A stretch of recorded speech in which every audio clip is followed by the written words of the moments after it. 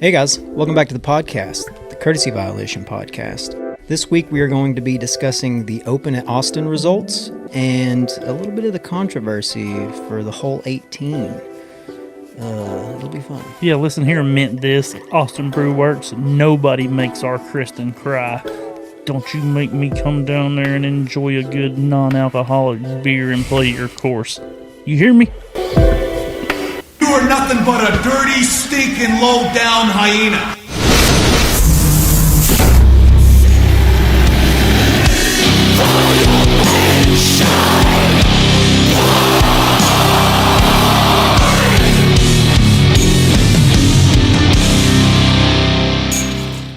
About 25 seconds, the greatest intro in disc golf podcast. We say it every time, but it bears repeating. It's the greatest shit ever. It really is.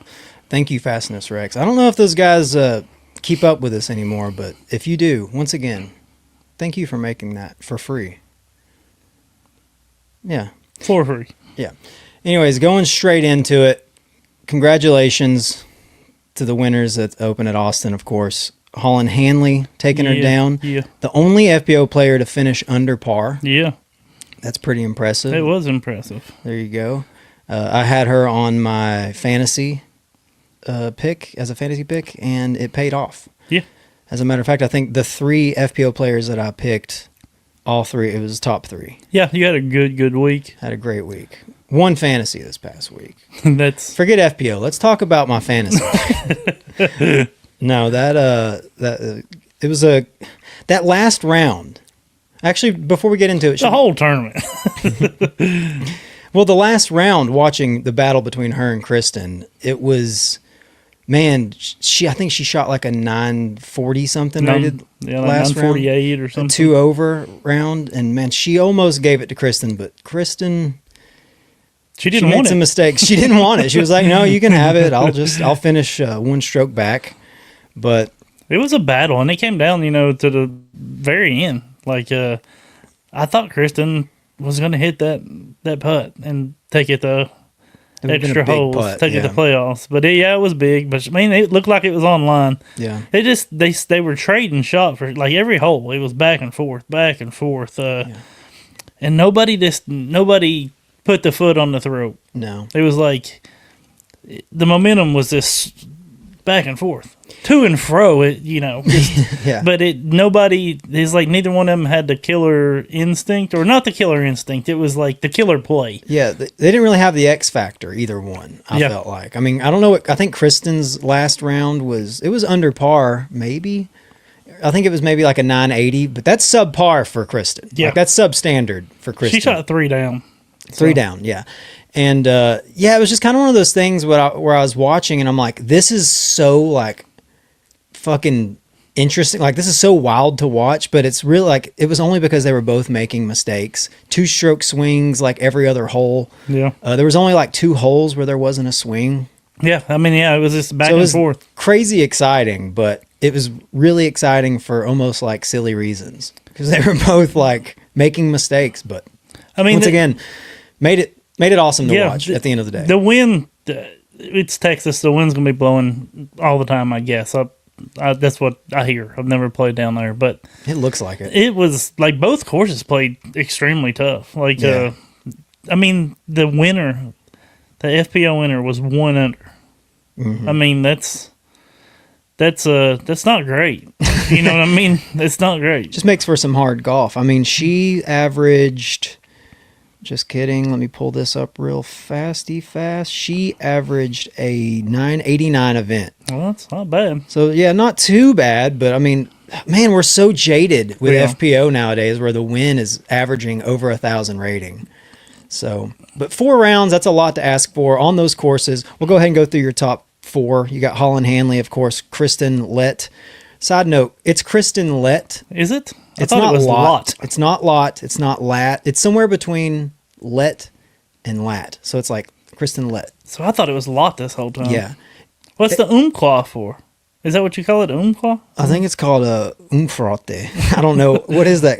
Umklaw. It is something like that. Yeah. I thought that made it... Umlaut. There it is. I thought that made it the lower vowel. It makes it sound like let. Oh, okay. I don't know. I'm pretty sure it's Kristen Lett. But one thing that I thought was kind of funny is like, notice no one gave a shit on how to pronounce Silver's name until it was Kristen's last name.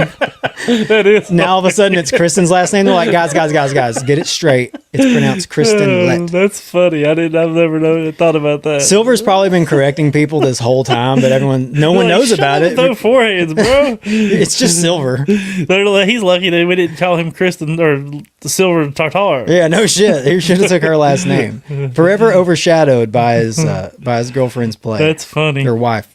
Sorry. Owen Scoggins in third place with minimal forehand. Yeah, and I lied too. I didn't pick her on my fantasy pick. I picked Silva.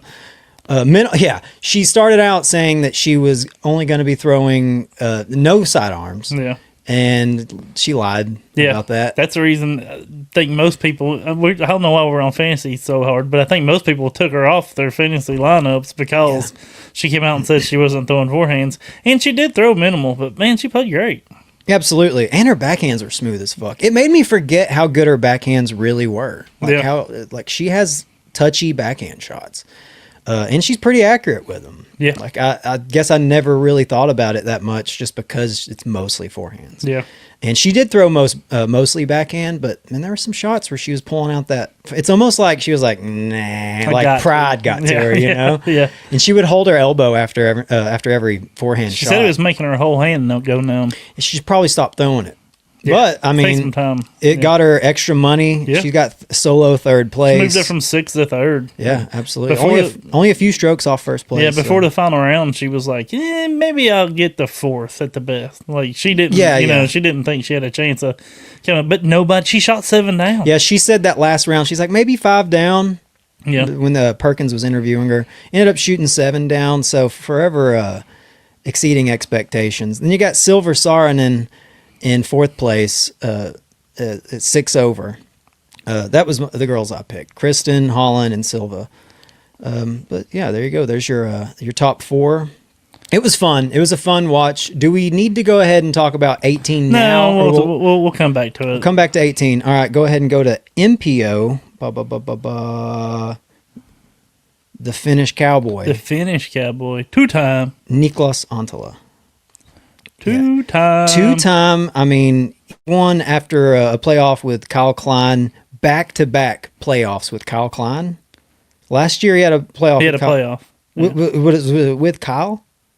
Maybe. I think it was. I want to be a cowboy, baby. I want to be a cowboy, baby. Hey, I hate that. Like, I love in his interview, he's like the Finnish Cowboy, you know.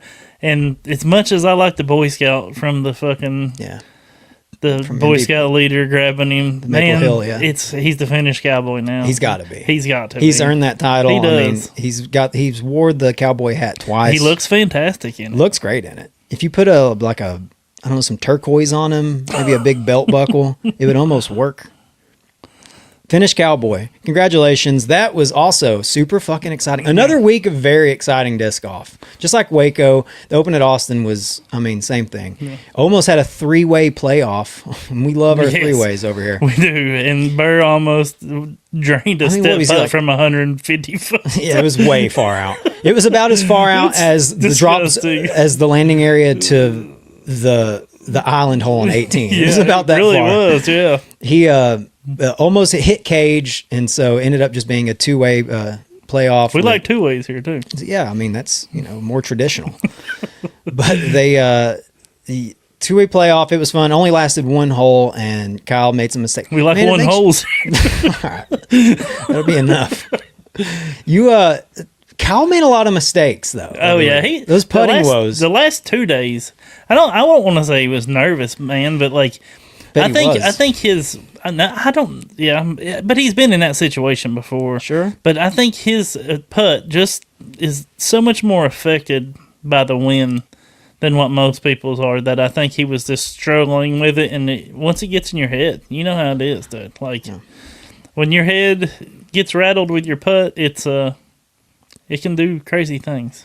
Yeah, sometimes it's not you can't recover from. Although he did, I mean, he was still hitting some big putts here and there in clutch moments. Oh yeah, for sure. He played well. And Niklas made a few mistakes, but holy fuck, only a few. Yeah. He missed that 126 footer on whatever on the back stretch on the last round, but he won, so it doesn't matter. I mean, he was so dialed. Yeah. It was just about like last year watching. When he plays his best, man, it's fucking exciting to watch. It's like Gannon Burr level play. Yeah. And Josh mentioned it. He on the first round, or the first time through 18, he released it late on 18, and he somehow or another got lucky and made it through the smallest of gaps on the right side. And but I mean, luck is luck. But Niklas pulled it off. He did. Are you talking about Niklas's got lucky? No. Oh, Kyle Klein. Yeah. Okay. I was about to say Niklas's was perfect. Yes. I mean, yeah. He whenever he's dialed, man. I love it. Absolutely. I think it might have. This is dumb coming from a player that shot 850 something around, but like his form, it seems like it's so repeatable. You see some people's form where it's very repeatable, and it seems like they can control their angles so much better. Yeah. You know what I mean? Does that make sense? Yeah, he is very robotic in his form. It's the same every time. For sure. Yeah. I like his form, too. I do too. Yeah, I love it. Really wide reach back. Mm-hmm. But he still brings it in. It is a pretty ass form. It is. Congratulations, Niklas. Your top three, if we want to run through them really fast. We got Niklas, Kyle Klein, of course, and then Gannon Burr. I don't even know why we do a top three. That's kind of anticlimactic. I don't know. I like it. But there's your three that almost made it into a three-way playoff. I like seeing it because you can see, where Klein had the 4-stroke advantage or 5-stroke advantage going into the final round. Yeah. And then Niklas made those up, and then Gannon Burr made a little bit of a charge. Yeah. Ezra made a big charge. Yeah. I know he's not up here he wasn't in the top three, but man, he shot a great final round. He did. He shot the same as Niklas. Yep, 12 down. Yeah. That's interesting. I didn't even realize that Niklas shot 12 down that last round because everyone was attaboying Macbeth there that third round for shooting it, which I think conditions were worse. Yeah. I think it got him like a unofficial 1095 rated round, and Ezra's, and I'm assuming and Niklas's as well, is probably around 1080. That last 1082. 1082. Yeah. So yeah, that just goes to show you how different the conditions were between the 2 days. Check this out though, and this is not to discourage the FPO at all, but she shot 1 down, was the only person that was under par, and the MPO shot 34 down. Yeah. That's playing from longer tees. Yeah, that's a big difference. And that bears the question that maybe like I don't want to say they should be playing completely different courses, but maybe the layouts should be adjusted a little bit more. Like, I don't know. No, yeah, I mean, I get it. It's a question, right? I guess that we may as well just go ahead and start talking about hole 18 then. Yeah, might as well, yeah. Hole 18, very divisive hole. Sprinkle Valley. From the players' perspectives and the fans. There's a lot of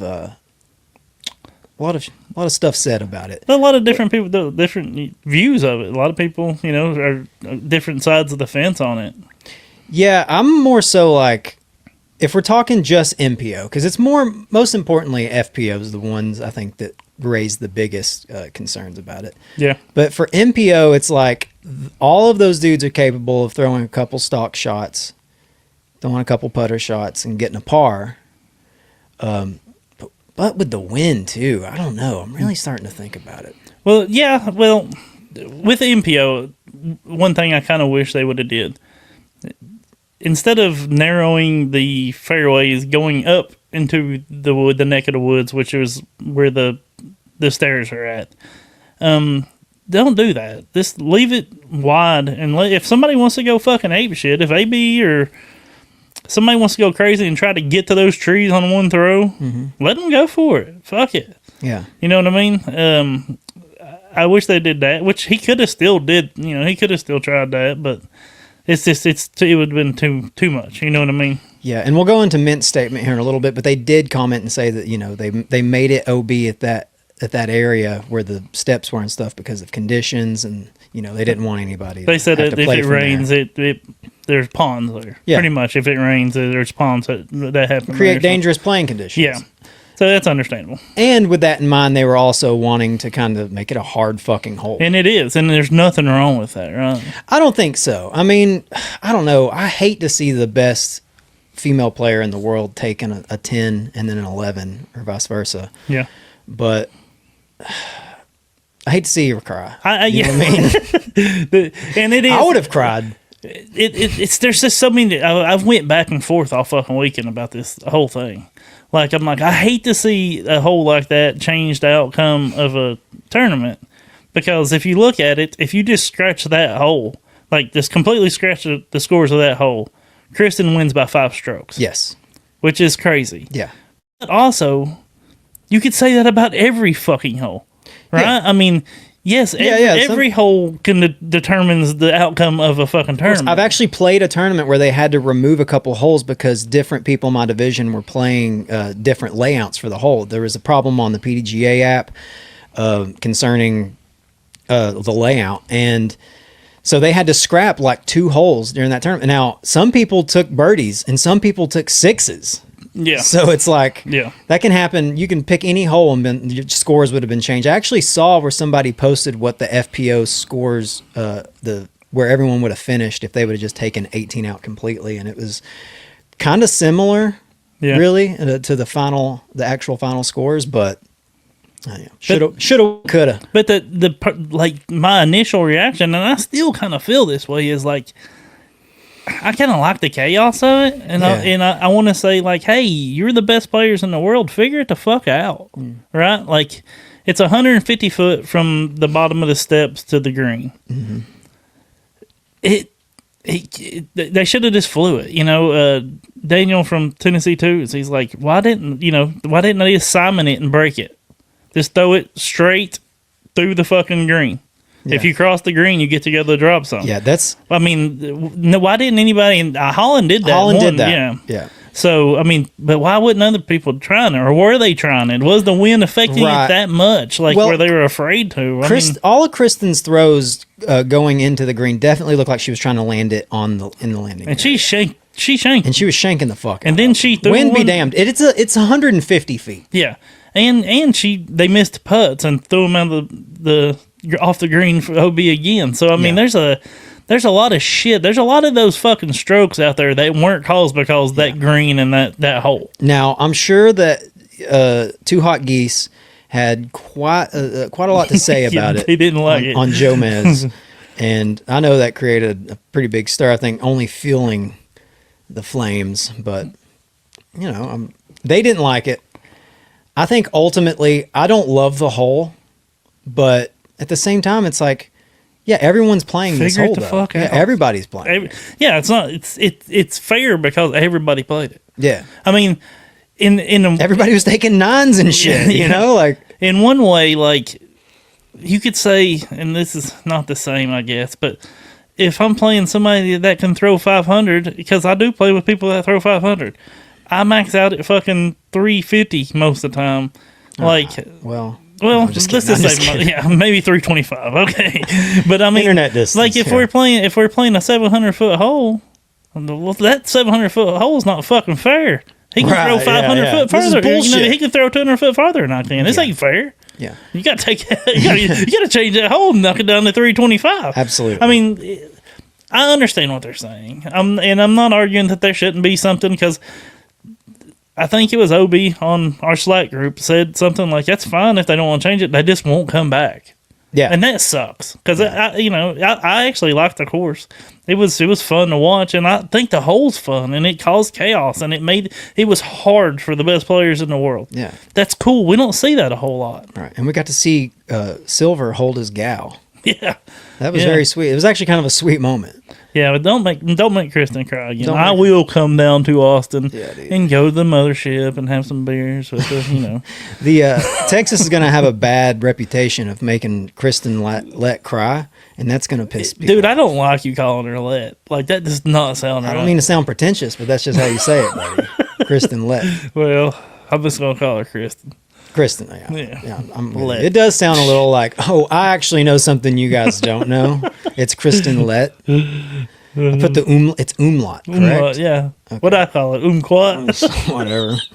It doesn't matter. Umqueef. Of course, now, one concern that people had about Hole 18 was the backups that it created. Yeah, now that's unfortunate. That's a totally different subject. Yeah. If we're talking about backups, yes, they need to. They can't be sitting there 20, 25 minutes to play. But guess what? It happened at Waco too, right? Yeah. So backups are backups. But yeah, if it's causing crazy backups, and I'm sure it did. I mean, people are sitting at the bottom of the steps throwing 4, 5, 6 fucking shots. It's gonna back up real quick. Yeah. Real fucking quick. Absolutely. Mint made a statement afterwards on, I guess, Reddit. Yeah, on the Disc Golf Reddit. And it was basically, they were just kind of like, hey, sorry, we didn't want to make people cry and all that. But we just wanted to make a technical hole. We think holes should be hard. And there, it says right here, it just sucks to put friends through that and not be on the same page about it with FPO concerning, FPO players' feelings on it. And they hate that. Pretty sure they were talking about the 2 hot geese. Yes, they did mention that too. Oh, they did? Okay. They did. Yeah. But watching and listening to FPO on Jomez was really hard. So they made that comment. He says, but I did want to read this. Just sucks to put friends through that and not be on the same page about it with FPO. Make them feel used. There's a lot of opportunity there for us in the DGPT to lead by example with our response to this. We'll address it with the FPO from here, staying out of the rest of the comments on this otherwise. Make them feel used. Now, I feel like some player did say that, and that made me feel like grossed out and like awful. I was like, oh my God. Yeah, because that's a wild statement. That is a wild statement. It's like, you made me feel used. It's like, that's what you tell a guy that treated you poorly on a date. Like, yeah, took advantage of you. They told Mint Disc, like, you made me feel like a fucking, like nothing. Like Mint Disc had been telling them that they loved them. Right. Until they fucked them. And then they're like, exactly. Peace, bitch. But that's basically what they did. Yeah. They loved him for 17 holes. And then banged him on the 18th. And it was like, peace, bitch. Split the fuck out. Yeah, that's correct. I guess used is a wild word. That is, I think that was a strange choice of words. I wish I could remember who said that, because I'm pretty sure it was an FPO player. Well, if a guy said it, it's even crazier. But I think it's. I think after everything, hole 18, not my favorite hole, but. Yeah, man, I don't know. That's the game. Do you think they should draw a line at the last, like straight across from the green, like the front of the green, or maybe the top, the second to last tier, and say, if you're not in up here, then that's OB, but everything from here and around the green, from past this line, is hazard, where you have to take a 1-stroke penalty, but you get to play from your lie. Sure. Would that make it better? I think that would have been more fair. Okay. One thing that I thought was kind of whack was the OB lines being inside. And am I stupid for this? But the OB line being inside the railroad ties, which, I mean, I'm assuming no one's disc really went OB and stayed in the railroad ties. Surely not. Yeah. No, I mean, it's kind of But like that can happen. Like if it catches on edge. Well, I mean, I know what you're saying. Like, yeah, but they've started with the signage that they put down and make walls of. Mm-hmm. The OB's sometimes like a foot or two in front of them. Yes. So it's kind of the same thing. That's true, but on hole 18. Yeah. You know what I mean? Yeah, it makes it harder. It makes the hard hole even harder. They're really using these guys. Yeah, they did use them a little bit on that. You're right. But, yeah, I don't know. Real quick, let's take a break and thank our sponsors / affiliates. Ooh. And big word. Affiliate. Yeah, we use big words out here. First, we'll start with Russell Disc Golf. McCully, if you want to hook us up for a little bit. Look, Gibbs has the shirt on. He's always repping Russell. Repping Russell. Maybe the coolest design IMO as just like your logo. I think, I'm pretty sure Jeremiah, the owner, mentioned that he sent it to a design guy and was like, I want retro, but with like some mountains. And then they came out with that. I love it. And it's instantly iconic. Let's be real. Yeah. So you should go there and support. Go ahead and buy a t-shirt from him. Buy a hat. And then when you're done with that, check out some discs. You know what I mean? What do we got here? McCully's got some Frisbees pulled up here. Axiom. Of course we love gyro. Axiom. Yeah, we love gyro. He's got quite the variety. It's your one-stop shop for quality used discs, from high-end collectibles to budget-friendly throwers. I didn't even have to look down and That's read that. pretty fucking impressive. I'm starting to memorize it. So, what is that? I What's see that some T-birds up in that. Is that an old bitch. T-bird? That is. He brought. Oh, I forgot to tell you. He brought that to the.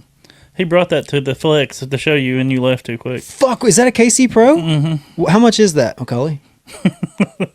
Oh, you better get it quick, because somebody's going to see this episode and they're going to buy that. I'm going to use code CVP10 and get 10% off for sure. Ooh, that's a damn CE. That's a champion edition. Oh my God. Can't see it. Anyways, how much ever it is, I'm buying it. Yeah, that's Alex, if you're listening to this, don't buy that. That's for me. It's not orange. You don't have to worry about it. That's fair.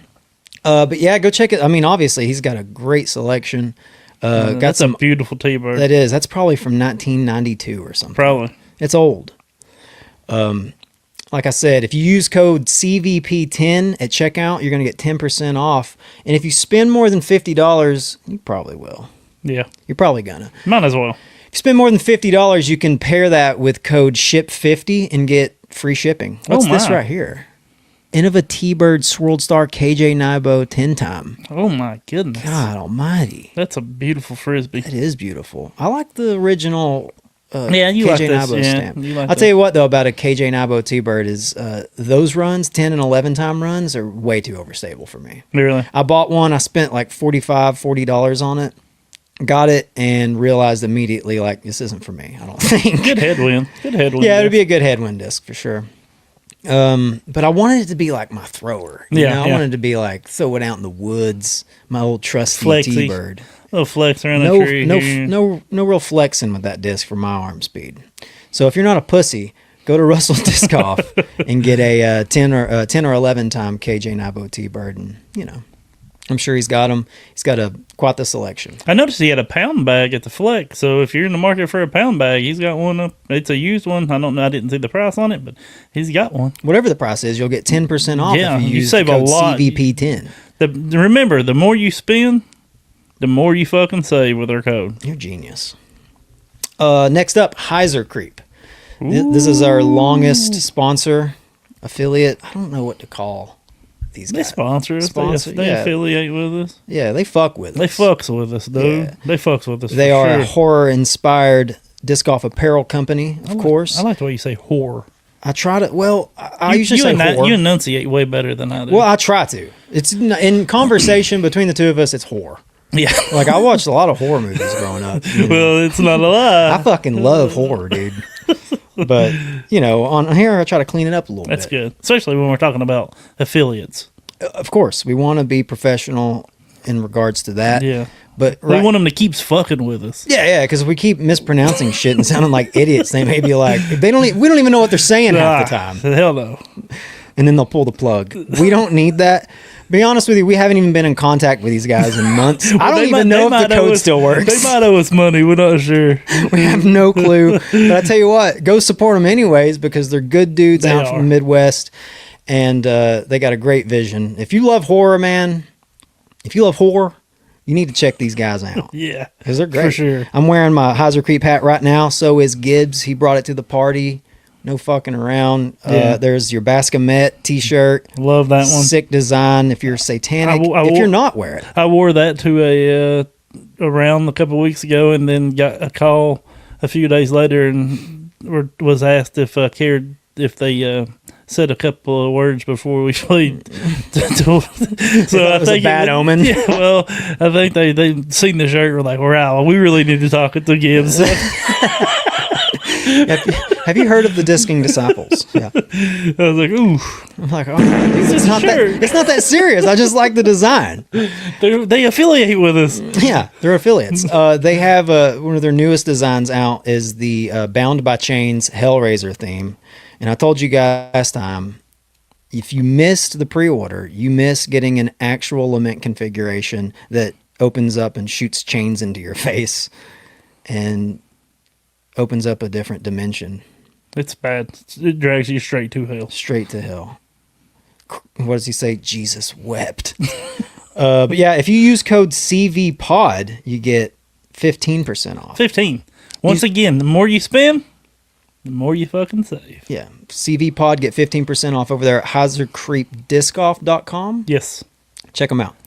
Next up, Gibbs, I'm going to let you handle this because you are the man that is, you know most about the clip. Well, it's the clip, right? It's not a D clip. It's not a clip for your D. It's the clip. The clip. It is a warm-up and training tool that the clip right on the disc. You see this? I'll give you a little example. Clip it in. You can use it to train your wrist, to work your wrist. I mean, you really want to work it, strengthen your wrist, get more spin with your putts. Yeah. You can do some shadow swings, some slower swings, 30, 40, 50%. Get your whole body warmed up. You can also use it to try to find a hit point with your forehands. That's where it worked the best for me. I've preached and preached that it's helped my forehand, and I believe that people are starting to notice how much it's helped. Trevor seen me throw one Saturday, and he said, "Was that a forehand?" And I said, "Yep," because I'm not usually throwing very well when I'm throwing forehands. But it's coming around, and this little tool right here, the clip, is made a huge difference in it. Eagle McMahon has been using them after his last injury with his elbow, and he's saying that it's almost to 100% after using the clip. That's not true. Yeah, but I bet if he used it, his elbow would be. He wouldn't have got cut. he wouldn't need labrum surgery or whatever. But yeah, it's just a great warm up training tool. And then they also Hans at the clip. He also has chalk bags. They're called the chalk pocket. Chalk pockets. And they're great. You won't get chalk all over you. They've got a little pocket where you slide your whatever you want to get. I mean, your fingers, your whatever. I mean, you can stick whatever in it. We're not here for specifics. Yeah, but you just pop it around like you would a regular chalk, and it just goes on wherever you want the chalk. You won't get it all over you. Yeah. You won't look like a cokehead in the bathroom at fucking 4 a.m. in the morning. Oh, buddy, every time I use I love Wellsac, don't get me wrong, just as far as hand feel, and they put out good dust, but every time I do, it looks like I just had a fucking party in the bathroom. Yeah. I come out, it's all over my face. Been talking business in the bathroom for 3 hours. And it's not a good look. People think I'm a drug addict, especially with this current weight loss, but it's not true. It's just because I forget my chalk pocket. Yeah. So go out there, get a chalk pocket. He's got plenty of designs. Like I said, it's got like Gibbs said, it's got the little sleeve in there. You stick your finger in there. Only applies chalk to the area that you want it. I'd like to put it right here on my two. Just those two. And then I'll go 3 fingers. Okay. But most of the time, like if I'm going fan grip, I'm gonna just use these two. Oh, that's true, because that's where you grip. I put it in like that, and then if I'm going power grip, I go with these 3 because I do a 3-finger power grip. Yeah. So I can't really. I have a hard time with my fingers. But and every now and then, if the hole's big enough, I'll adjust my fist to look like that, and then I'll put the whole fist in there. Yeah, that way you get a little chalk on your knuckles. Yeah, I'll chalk on the knuckles. It kind of covers the front of the fingers. It's good. It's a good deal. Whatever you want to use the chalk pocket for. It doesn't even need to be disc off. And related. listen, if you do want to get a wind read with it, if you're like, man, I'm going to be like Gannonberg, I want to get a wind read, don't stick any fingers in it. Yeah. Just tap it on its ass. Yes, give a little pat on the butt. It'll little. Yeah. A chalk will come out, and you can see which your wind read. Plenty of chalk will come out. Yes, sir. Yeah, that's ingenious. And then think of that. one last thing. And I love them. I love these racks. These are great racks. And I'm not talking about the racks we normally talk about. I'm talking about disc racks. But they're not just disc racks. They hold everything. Yeah. They hold your bags. They hold your hats. They hold your wet shoes. They hold your wet socks. I mean, look at these 90s. I mean, you can put all the discs, and they're not just on the ground. You can hang these. You do like me. Hang it in your garage. Yeah. Easy access to your car, out of your car. I mean, they're great. You can mount them in your car. Yeah, you could. Yeah. I mean, for sure. But instead of a gun rack. Yeah. That would be funny if someone in an old F-150 with Hans's disc rack in the back. There's a gun on the bottom one. The other two are filled with Frisbees.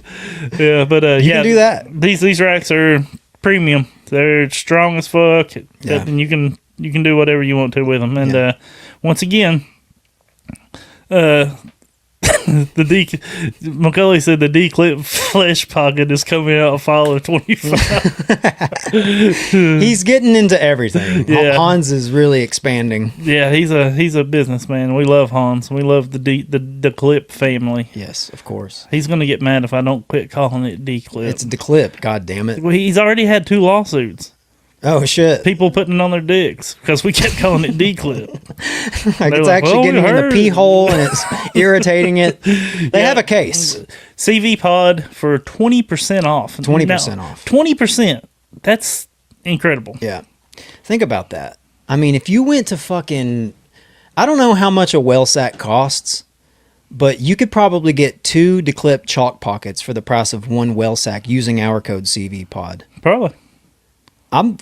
Don't even check, just do it. Yeah. Don't price. Yeah, I mean, what are you, a bargain hunter? Yeah. That's gay. Yeah, that's dumb. Come on. That's not very manly of you. No. At all. But anyways, hook those guys up. They're awesome. They support us, so you should support them. And that's it. Yep. In other news, Eagle missed the cut. Yeah. And that's not even that big a deal to me. It's the funny part to me is he posted his picture. Yeah, that is funny. He's like, oh, which I kind of dig. He's like, fuck it, I missed the cut. Everybody's going to talk about it anyway. I might as well get out ahead of it. What was that, Macaulay? You didn't make the cut. I like that. Indeed, he did not. Well, I always feel like you got to take it on the chin. Yeah. Man. Some people are kind of, Paul Macbeth historically used to, and not anymore, but he used to be very like, if he didn't perform as well as he wished, which was, at a very, very, like the highest level you could think of, but he'd be the excuses guy, and it would always be something like, oh, I can't believe, and when people read that, mostly just excuses, they're kind of like, all right, I know, man, I do. that's enough. I'm like, yeah. Yeah, it's kind of an icky ick for me. Yeah. I'm like, just take it, Say you man. Just fucked be like, up. hey, man, I didn't make the cut. What are you going to do? Chandler Kramer, also another guy that's pretty good about that. Yeah. Robert Burridge. Like, I see these guys being like, damn, I think it was Burridge that mentioned that he averaged 10-13 or 10-20 at Waco and didn't make cash. And I'm like, he just kind of laughed it off. I'm like, yeah, what the fuck, what are you going to do? It's unfortunate. But to get on there and be like, man, this is kind of bullshit, and just try to make a statement about it. I don't know. Calm down. Yeah. I don't want to say this, but like, are we ever going to see the Eagle of old? Before the surgery? Before the labia surgery. Labrum. I don't know. It's, man, I mean, you could ask that question about Paul. I mean, there's a few players out there that you're like, are these guys done competing at that high level? Well, I wouldn't say that about Paul. Yeah, I mean, he's still getting he's coming back, but it does. Eagle, he's, I don't know. And I'm not saying he won't ever perform, get a top 10, top 3, maybe even win. I'm not saying that, but is the Eagle that we knew, like, ripping it 750 and parking a hole? Like, are we ever going to see that again? Yeah, I hope. Now, and let's ask this: is he meshing with his new frisbees? That's another good point. I mean, he did go to MVP this past year. Is he really liking the gyro? Not this past year, the year before. Well, this is his second year. But year I mean, with like, MVP. I don't know. I wonder if he's meshing. I mean, I don't know. There's a big difference in gyro, and you know what I mean. Shut up. You're not going to see. No, I'm saying you're not. They don't have as much glide. I'll say it. Okay. I don't think they have as much glide. I mean, I really don't. I don't think that you're not going to find very many domey. Now they might be able to go in there and pick whatever they want. But like when you find a good domey driver, from MVP or Axiom that you like, I found one a couple weeks ago and lost it in fucking lake, and I loved it. But like you don't find them much. You know what I mean? It's just most of them are flatter, and I don't think they have as much glide. Right. Yeah, I don't know. Maybe it's, who doesn't have a hard time adjusting to their bag? Anyone that signs the Discraft. I'll say that. That's true. You got Ezra Robinson, Paul Macbeth shot his 2 18-under rounds the first year. Within a year of each other of being signed to Discraft. Another 2 world championships with Discraft, I believe. Yes, because he was 4-time going in. If you say so.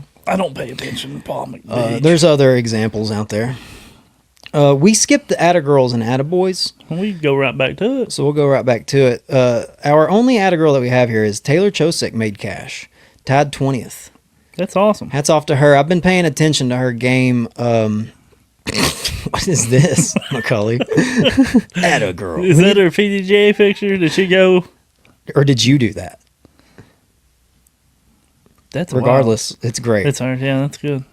She averaged a 961 event, so she's making progress. She's only like 920 rated, ain't she? 920 rated. Yeah. Yes. Damn, that's great. Now I noticed that on those courses too. You know what I mean? Absolutely. Those people, you know what I mean? Those people ain't shooting very well. And to be known as a bomber, yeah, because she throws like 400, 500 feet, I think, 480, 500. And so you can tell like she's definitely, maybe she's honing in her skills, that's awesome. Learning some, and we may in the next year or two see her at the top. So, Attagirl, hell yeah. Hats off to Taylor Chosek. Attaboy goes to Mr. Paul McBeth, but honestly, like, it's kind of silly because, I mean, he shot the 12 under round, the third round. He shot 12 under, 1095 unofficial rated. Pretty sick. It made, how many spots did he climb up with that? Let me check here. It was a lot. I know that. I remember. Damn, where did he even finish? Finished in 7th. Did he? I think so. Maybe I'm wrong. Maybe he dropped that last. He dropped down. I think he is. Anyway, 1095. Yeah, 1095. Now, Niklas and Ezra Robinson matched that the fourth round. But, like I said, conditions were a lot different. Way different. Why can't I find him? I guess I'm blind. It don't matter. Anyway. It doesn't matter, but he climbed up a bunch of spots in doing so. 1095 is all you got to hear for Attaboy.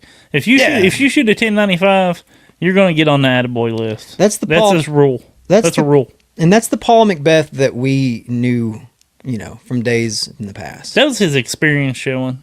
Out there in that whipping ass wind. Yeah. He was went out there and. That's kind of like the name of his game recently is like he might shoot like a 4 under somewhere where everyone else, the hot round's like 10 or 11.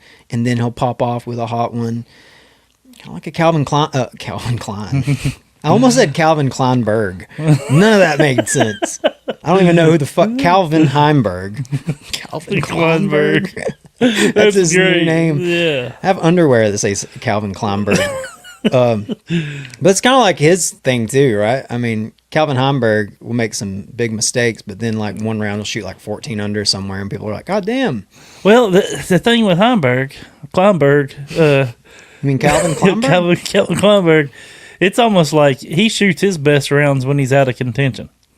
Yes, like he's not feeling the pressure, and he's just out there gung ho. Yeah. Or that's what it seems like to me. Where Paul McBeth wants that pressure. He wants to be on the lead card to apply the pressure to people, but he hasn't necessarily just going off of what we've seen recently, he doesn't really have that to back it up. He's not stringing them together.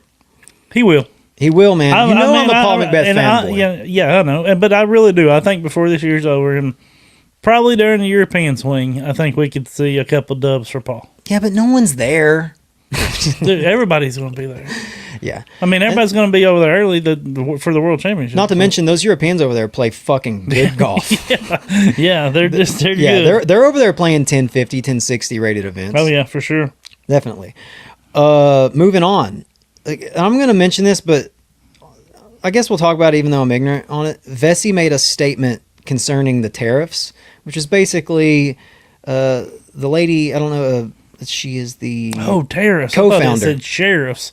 I thought we were talking about Texas. Fucking Rangers. Your mind's still in Texas, buddy. Wahoo! Where are you Vessies? Got me some Vesey boots. They should have did cowboy boots edition for the Texas one. All waterproof. And then they cup at the top to your calf. Vesey, the co-founder of Vesey, Michaela Go, made a statement saying, "Hi everyone, what a weird time for Canadian businesses. Tariffs, trade war, and chaos. As they say, when it rains, it pours, I guess. Just wanted to pass on a big thank you to everyone who supported Vesey so far, and to those who want to say no to wet socks, and in parentheses, and tariffs. We're proudly Canadian owned, and all of our products are designed right here in Canada. Stay dry and comfy, everyone. Now, yeah, I was just going to say, we love our people from Canada on this podcast. Sure, we have about 2% from Canada listeners. Our northern neighbors, we love them. Yeah. I don't need to pledge my allegiance to Canada. I just want to know what the fuck this means. What is a tariff? No. So I'm guessing they're saying like, hey, just to let you guys know, our prices are getting ready to go up. Well, that too, but I don't know if it was well known before all of this tariff talk that they were a Canadian-owned business. I thought until today. Yeah. I thought they were a European company. Makes it, yeah. 100%. I'm not joking. Say it with a European accent. Vessi. Yeah, I'm not joking. Like until 12 noon o'clock. Yeah. Noon o'clock today. I thought they were European. You go Canadian. Oh shit. Shit. Yeah. No joke. Vessi is not they need to change the name. It shouldn't be Vessi if they're Canadian. What does that even mean? That's an obvious European name. Yeah. Whatever it means, it's European. I'm sure of it. It's got to be. I'd say Finnish. But anyways, I guess that she was just kind of making a statement on it, like, hey, you know, like you said, our prices are probably about to go up because your president is, you know, no one likes tariffs, especially if you're under the, if you're from a different country trying to supply. And I was getting ready to buy me some fucking vests. You better now. Yeah. Because this tariff talk, from what I've read from comments on the internet, not from any article, is that in the next few weeks, I think he's trying to, we'll say he's trying to really push these tariffs to where, I don't even know, like, I wonder how much costs are going to go up. I don't care. Don't they keep getting delayed, these tariffs? I don't know, man. I don't give a fuck. I was hoping you knew more about it because I don't. I quit giving a shit a long time ago. Yeah. I'm more about Texas sheriffs myself. Fuck tariffs. Sheriffs. But so yeah, there's the statement from Vessi. I don't know. I guess let us know what you guys think. I think it was mostly just to let people know, like, hey, we are a Canadian company. I think that probably because I honestly thought they were a European company. I think it's that, and they're probably if the tariffs did go through for whatever reason or. I don't want whatever. Like the prices are going to go up. I mean, that's just what's going to happen. I guess so. Maybe they're just warning us. Hey guys, just to let you know, we're probably going to lose a lot of business over there in the States. I don't know. I mean, what's it going to go up? $10? I mean, yeah. I don't think it's going to be anything crazy. It's going to if you're going to spend $185 for a fucking pair of shoes, go ahead and spend. You're going to spend $195. That's just. I mean, if you're at that point. 185 might as well be 200. Yeah. So we're basically saying, how bad is Trump really? Like, how bad is it really going to get? Just kidding. Persimmon Ridge Championship, sponsored by GoThrow, this coming weekend. I know it's not a Pro Tour event, but that's exciting. We have some names. Shit, I wish I had it pulled up. There's some big names playing. I know Burr. Well, I can tell you real fast. Can you? Yes, I can. Unless you can get it faster than I can. I'm trying. I got it. Unprepared. There's a two. Well, I don't have the FPO, but I do have MPO. Okay, I know. The feature card is Calvin Kleinberg. Hey, we got it pulled up right here too. Oh shit. Calvin Heimberg. Thanks, Macaulay. Gavin Newsom. No. Rathbun. Yes. Gavin Rathbun. Kevin. KJ USA. Yes. And Big Yerm. Big Yerm out there. Big Yerm. One he could potentially win. And then the feature card number dos is Gannon Burr. Raven Newsom.